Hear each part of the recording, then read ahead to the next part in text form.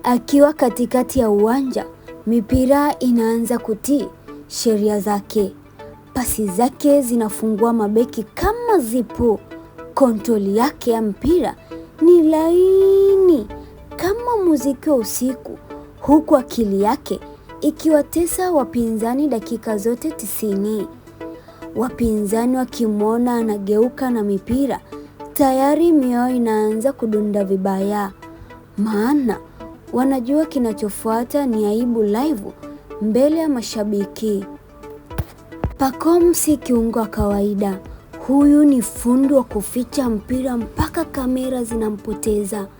Anapiga pasi ambazo hata anayepokea anabaki anajiuliza, ameonaje hii nafasi? Na akiwa ndani ya Yanga ni kama amechanganya akili ya mpira na moto wa jehanamu. Kila kigusa mpira, uwanja mzima unasimama kusubiri maajabu mengine. Huyu jamaa anawafanya mabeki waonekane kama wanakimbia ndoto.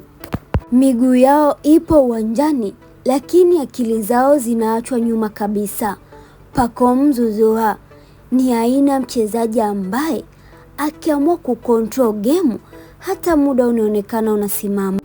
Mpira unatembea anavyotaka, mashabiki wanapiga kelele kama wameona uchawi live mbele yao.